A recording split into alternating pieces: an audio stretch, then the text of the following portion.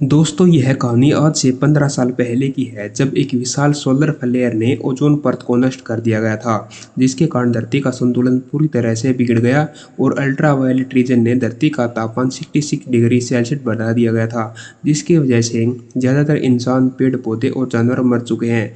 फिर हम एक प्रोटेक्टिव सूट पहने हुए एक शख्स को देखते हैं जो धूल भरी आंधी में शायद खाना ढूंढ रहा था। तभी उसके हाथ में एक लगी डिवाइस उसे अलर्ट करती है और बताती है कि यहाँ रेडिएशन लेवल बहुत ज़्यादा है। जिसके बाद वह अपने डॉग और रोबोट के साथ एक स्टोर में चला जाता है, जहाँ उसे एक इंसान की डेड बॉडी मिलती है। लेकिन फिंच उसे नज़रअंदाज करके आगे बढ़ता है और देखता है कि इस स्टोर को पहले से ही लूटा जा चुका है। लेकिन खुद किस्मती उसे थोड़ा सा डॉग फूड मिल जाता है, जिसे देखकर वह कहता है कि आज लगता है कोई बहुत खुश होने वाला है। फिर वह स्टोर की बाहरी दीवारी पर एक निशान बना देता है ताकि उसे पता चल सके कि वह यहाँ पर आ चुका है। अब वह अपना ट्रक लेकर शहर की अंदर जाता है और गाड़ियों को टक्कर मारता हुआ अपनी मस्ती में आगे बढ़ता है। तभी उसके हाथ में लगी डिवाइस फिर से बजने लगती है और सामने देखने पर पता चलता है कि एक बहुत ही विशाल बवंडर तूफान उसकी तेजी से आ रहा है। फिर वह जल्दी से ट्रक को वापस घुमाकर घर की तरफ भागता है और समय रहते अपने ठिकाने पर पहुंच जाता है। दरअसल यह फिंच है जो पहले एक रोबोटिक इंजीनियर हुआ करता था, लेकिन अब वह डॉग और एक हेल्पर रोबोट के साथ इसी फैक्ट्री में रहता है जिस कंपनी के लिए पहले वह काम करता था। अब वह अपने डॉग को खाना देकर लेबोरेटरी में जाता है और वहाँ कुछ ज़रूरी किताबें लेकर उसे स्कैन करता है। दरअसल फिंच एक ह्यूमनॉइड रोबोट पर काम कर रहा है ताकि उसके मरने के बाद यह रोबोट उसके डॉग का ध्यान रख सके, क्योंकि फिंच एक जानलेवा बीमारी से जूझ रहा है जो कभी भी उसकी जान ले सकती है। इसलिए फिंच उस रोबोट को जल्दी से जल्दी बनाना चाहता था। फिर एक फिंच को अपने काम में कामयाबी मिलती है और वह रोबोट बोलता है। यह देखकर फिंच की खुशी का ठिकाना नहीं रहता। वह अपने डॉग से कहता है कि मुबारक हो, तुम्हें एक नया दोस्त मिल गया है। फिर उस रोबोट से कुछ ज़रूरी सवाल पूछता है। यह रोबोट बताता है कि मेरे 4 डायरेक्टिव है, जिसमें से पहला है कि कोई भी रोबोट इंसान को चोट नहीं पहुंचा सकता और कोई भी रोबोट अपनी वजह से इंसान को चोट पहुंचाने नहीं देगा। फिंच कहता है कि ठीक है, अब मुझे चौथे डायरेक्टिव के बारे में बताओ। फिंच की गैर हाजिरी में रोबोट डॉग की हिफाजत करेगा और डॉग को कुछ नहीं होना चाहिए। यह सबसे ज़रूरी डायरेक्टिव में से एक है। अब सवाल जवाब चल रहे होते हैं, तभी अचानक लाइट चली जाती है। फिर फिंच छत पर जाकर लाइट ठीक करता है और देखता है कि एक विशालकाय तूफान उसकी तरफ आने लग रहा था। फिर वह नीचे जाकर रोबोट को वेदर स्टेशन से कनेक्ट करता है और कहता है कि मुझे मौसम के बारे में सारी जानकारी बताओ। तो रोबोट जानकारी देता है कि तूफान यहाँ अगले 24 घंटे में पहुँच जाएगा, जो बेहद ही भयंकर होने वाला है और यह तूफान अगले 40 दिन तक चलेगा। यह सुनकर फिंच की चिंता और बढ़ जाती है, क्योंकि यह लोग इसी जगह पर रुके तो तूफान उसकी जान ले लेगा। इसलिए वह लोग यहाँ से जाने का निर्णय करते हैं। फिर मैप को ध्यान से देखने पर पता चलता है कि वेस्ट उनके लिए ठीक रहेगा। वह अपने डॉग गुडियर से कहता है कि हम स्टैंड फ्रांसिस्को जाएंगे और किस्मत अच्छी रही तो शायद खाने और रहने की जगह मिल जाएगी। तभी फिंच की नाक से खून टपकने लगता है, जिसका मतलब था कि सब कुछ जल्दी जल्दी करना होगा। फिर वह उस रोबोट को तैयार करता है, लेकिन तूफान आने तक उसके अंदर केवल 72% ही डाटा ट्रांसफ़र हो पाता है, यानी कि इस रोबोट के अंदर काफ़ी जानकारियाँ भी आधी अधूरी है। इसलिए उसे रोबोट को ट्रेनिंग की ज़रूरत थी। फिर वह उस रोबोट को चलना सिखाता है। जैसे जैसे फिंच चलता है, रोबोट भी उसी तरह से उसकी नकल करता है और वह खाने पीने की जरूरी चीज़ें और दवाइयाँ लेकर अपनी वैन में पहुंचता है और यह लोग सैन फ्रांसिस्को के लिए निकल पड़ते हैं। फिंच की वैन है वह एक मॉडिफाइड वैन होती है जो बाहर के तापमान और रेडिएशन से पूरी तरह से सुरक्षित है। वह लोग सफ़र का आनंद लेते हुए आगे बढ़ते हैं। तभी वह रोबोट खाली पड़े इन शहरों को देखकर पूछता है कि यहाँ पर लोग कहाँ गए। तो फिंच कहता है कि लंबी कहानी है, फिर कभी मैं तुम्हें फुर्सत में बताऊंगा। फिंच एक सुरक्षित जगह देकर गाड़ी रोकता है और उसे रोबोट से कहता है कि चलो मैं तुम्हें कुछ सिखाना चाहता हूँ। फिर ये लोग खाने की तलाश में एक थिएटर के अंदर जाते हैं जहाँ उन्हें पॉपकॉर्न्स मिलते हैं। फिंच उन्हें लेकर बाहर आ जाता है और उन्हें देखकर एक प्लेट के ऊपर रखता है और वह अपने आप उछलने लगता है। दरअसल फिंच रोबोट को यह सिखाना चाहता है कि बाहर का टेम्परेचर कितना ज़्यादा है। तभी ये लोग देखते हैं कि एक बहुत बड़ा बवंडर तेज़ी से उनकी तरफ बढ़ रहा है, जिनके बाद फिंच तुरंत यहाँ से निकल जाता है। लेकिन फिंच देखता है कि तूफान की रफ्तार बहुत ज़्यादा है, इसलिए वह लोग भाग नहीं पाएंगे।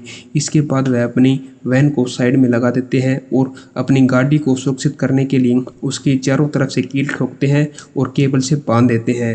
रोबोट भी इस काम में फिंच की मदद करता है और तूफान के आने से पहले यह लोग अपनी वैन को मजबूत से बांध देते हैं। हालांकि बवंडर इतना तेज होता है कि उसकी जो गाड़ी है वह भी हवा में उड़ने लगती है, उसकी रस्सियां टूट जाती हैं। लेकिन आज उसकी किस्मत अच्छी थी, वह तूफान थमते ही अपनी गाड़ी से बाहर आ जाते हैं और देखते हैं कि गाड़ी का एक टायर पंचर हो चुका है। वह देखकर फेंच काफ़ी परेशान हो जाता है क्योंकि उसके पास दूसरा टायर तो था, लेकिन उसे बदलने के लिए उसके पास जैक नहीं था। वह रोबोट उसका काम आसान कर देता है और अपने एक हाथ से उस गाड़ी को ऊपर उठा लेता है, जिसके बाद फिंच आसानी से गाड़ी के टायर को चेंज कर देता है।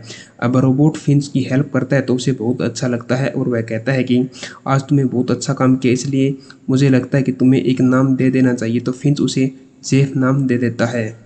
अब यह लोग रात को इसी जगह पर रुकते हैं। फिंच अपना सूट रिपेयर करता है और जेफ कुछ जरूरी बातें सिखाता है। फिर अगली सुबह जैसे ही सूर्य महाराज प्रकट होते हैं तो वैन पर लगे सोलर पैनल अपने आप खुल जाते हैं। तभी फिंच की नींद खुल जाती है और वह देखता है कि जेफ कुत्ते की नकल कर रहा होता है। फिंच कहता है कि सुबह सुबह यह शोर शराबा करना बंद करो। जेफ कहता है कि यह डॉग शायद मुझे पसंद नहीं करता। फिंच कहता है कि ऐसा नहीं है, बस अभी तुम्हें इस पर भरोसा नहीं है। फिंच अपने आगे के सफर के लिए निकल पड़ता है। काफ़ी दूर चलने के बाद अचानक उसकी तबीयत बिगड़ने लगती है। तब वह ड्राइव करने के लिए कहता है। फिंच कहता है कि तुम नहीं, अब कल तो पैदा हुए हो। तो वह वैन को एक रेस्टोरेंट के सामने रोक लेता है और कहता है कि मुझे थोड़ा सा आराम चाहिए, तुम यहीं रुककर गाड़ी की देखभाल करो। फिर वह वैन से उतरकर रेस्टोरेंट के अंदर चला जाता है, जहाँ उसे जोर जोर से खांसी होने लगती है और उसके मुंह से खून आने लगता है। जेफ की आवाज़ सुनकर उसका डॉग भी उसके पास चला जाता है। अब जेफ वैन में अकेला था और उसका दिमाग चलने लगता है और वह कूदकर गाड़ी की ड्राइविंग सीट पर बैठ जाता है और उसे चलाने की कोशिश करता है। जब फिंच वैन को चलते हुए देखता है तो दौड़कर बाहर आ जाता है और देखता है कि जेफ ने अपनी वैन को किसी गाड़ी में ठोक दिया है। अब क्योंकि फिंच बिना यूवी सूट के तो धूप में बाहर नहीं जा सकता था, इसलिए वह खड़े होकर जेफ से बात करता है और कहता है कि तुम मेरी आरवी चलाने के लिए ट्रेंड नहीं हो, इसलिए मेरा यूवी सूट लेकर मेरे पास चले आओ ताकि मैं पहन सकूं। लेकिन जब उसकी बात उसको ठीक से समझ नहीं पाता और जेफ दोबारा गाड़ी को ठोक देता है। यह देखकर फिंच को बहुत ज़्यादा गुस्सा आ जाता है। जब वह नज़दीक बुलाता है तो अपने हाथ को जैसे ही धूप में बाहर निकालता है तो उसकी स्किन पूरी तरह से जलने लगती है। फिंच कहता है कि तुम कल ही तो पैदा हुए हो, लेकिन अब बड़े होने का वक्त आ गया है। मैंने तुम्हें इसलिए बनाया ताकि तुम इस कुत्ते का ध्यान रख सको, क्योंकि यह तुम्हारी तरह धूप में सरवाइव नहीं कर सकता। अब फिंच अपने आगे का सफ़र जारी रखता है। तभी उसे लगता है कि अब समय आ गया है। वह जेफ को ड्राइव करना सिखाता है। उसकी लर्निंग कैपेसिटी बहुत अच्छी होती है और वह कुछ ही देर में ड्राइव करने लग जाता है। यह देखकर फिंच को बहुत अच्छी खुशी मिलती है। फिर रात होने पर यह लोग एक जगह रुक जाते हैं और आग जलाते हैं। फिंच वहीं बैठकर अपने पुराने दिनों को याद करने लगता है। वह जेफ से कहता है कि देखो आसमान कितना शानदार है, अब तुम्हें अरोरा रियलिसिस देखने के लिए अलास्का नहीं जाना पड़ेगा। तभी वह जेफ फिंच से सवाल करता है, अगर सूरज की रोशनी इतनी ज़्यादा खतरनाक है तो हम रात को सफ़र क्यों नहीं करते।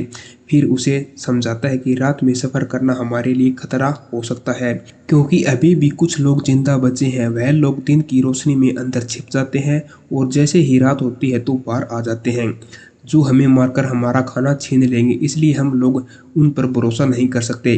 अब बाहर बहुत ज़्यादा ठंड थी तो इसलिए फिंच उस गाड़ी में सोने चला जाता है, जबकि जेफ अभी भी बाहर बैठा हुआ होता है। फिर अगली सुबह गाड़ी से खांसने की आवाज़ आती है और जेफ अंदर जाकर देखता है तो फिंच उल्टियाँ कर रहा होता है और उसकी तबीयत बहुत ज़्यादा ख़राब हो चुकी थी।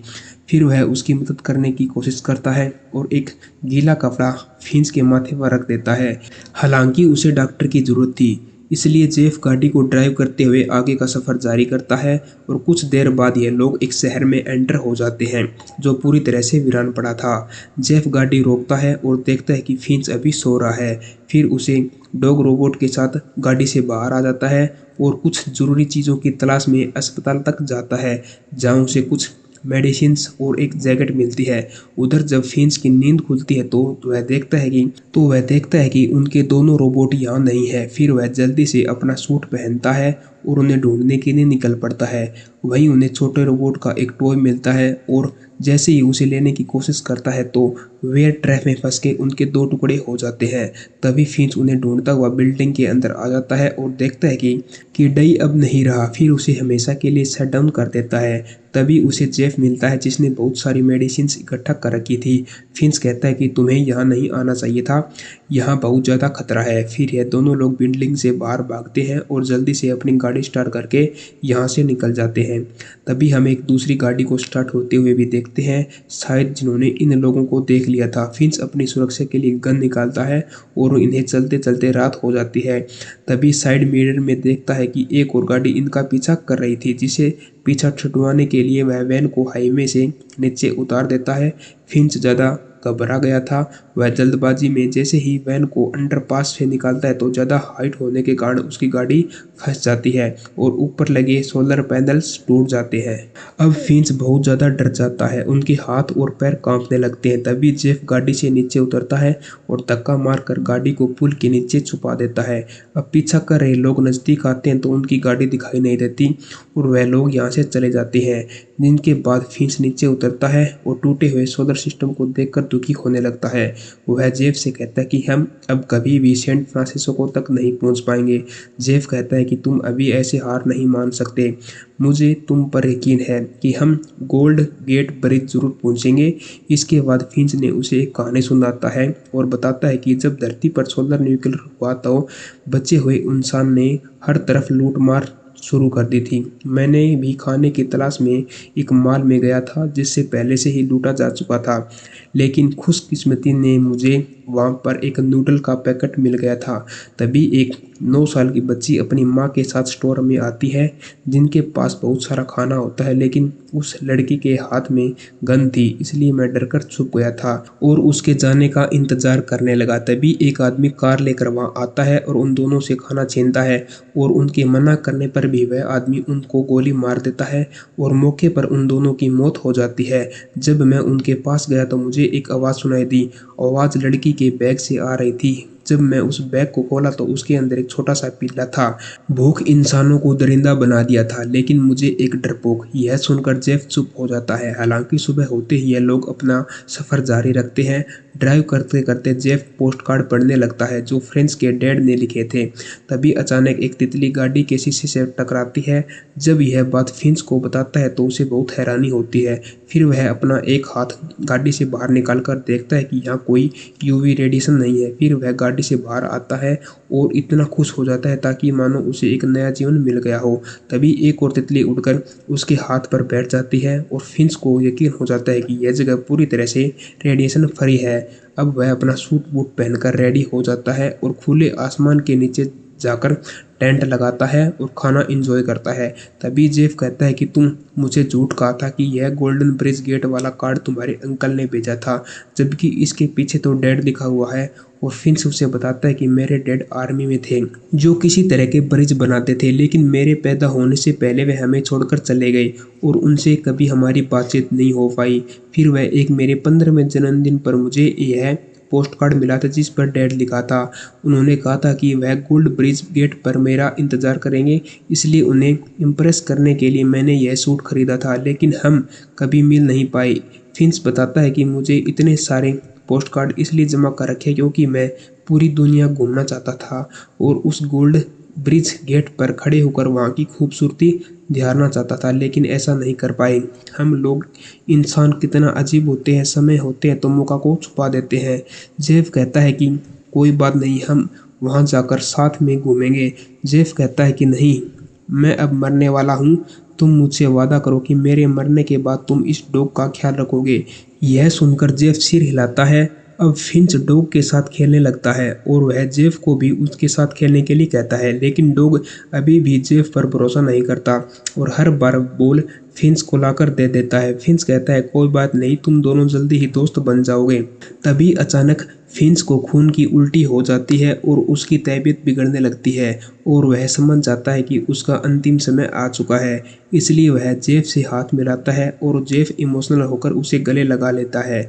फिंच के लिए यह पल भावुक कर देने वाले थे। वह ज़्यादा कुछ बोल नहीं पाता और आराम करने के लिए गाड़ी के अंदर चला जाता है। फिंच अपने जीवन के आखिरी बचे हुए पल अपने डॉग के साथ बिताना चाहता था और उसके ऊपर हाथ फेरते हुए इस दुनिया को अलविदा कह देता है। जबकि जेफ बाहर रखे हुए सामान को लपेट रहा था, तभी उसे डॉग के रोने की आवाज़ सुनाई पड़ती है और वह समझ जाता है कि फिंच अब नहीं रहा। फिर जेफ इसी जगह फिंच का अंतिम संस्कार करता है और अगली सुबह वह देखता है कि गुडईयर काफ़ी उदास है, जिसके बाद वह उसे वैसा ही खाना खिलाता है जैसे फिंच उसे खिलाया करता था। फिर उसके साथ बाल खेलने लगता है और धीरे-धीरे इन दोनों की दोस्ती अच्छी हो जाती है। अब जेफ सैन फ्रांसिस्को की तरफ रवाना हो जाता है और लगभग 18 घंटे का सफ़र करने के बाद यह लोग गोल्डन ब्रिज गेट पर पहुंच जाते हैं। हालांकि इस सफ़र में फिंच इसके साथ नहीं था, जो हमेशा से इस ब्रिज पर आना चाहता था। अब जेफ और गुडईयर पुल पर खड़े होकर यहाँ की खूबसूरती को निहारते हैं और जेफ की याद में उस पोस्टकार्ड को ब्रिज पर चिपका देते हैं, जिनमें उन तीनों का स्केच बना हुआ था। तभी वह एक नोट चिपका हुआ देखते हैं जिस पर किसी लड़की का नाम और पता लिखा होता है और लिखा था कि हम लोग सुरक्षित हैं, अगर कोई यह नोट पढ़ रहा है तो हम इस पते पर मिलेंगे। इसके बाद जेफ और गुडईयर के साथ उस ठिकाने की तलाश में निकल जाते हैं ताकि वह उन बचे हुए लोगों के साथ मिलकर एक नई शुरुआत कर सकें और इसी के साथ यह मूवी एंड हो जाती है। यह कहानी फिंच मूवी की कहानी थी। अगर आपको यह कहानी अच्छी लगी हो तो प्लीज़ अपने चैनल को सब्सक्राइब करना ना भूलें। धन्यवाद दोस्तों।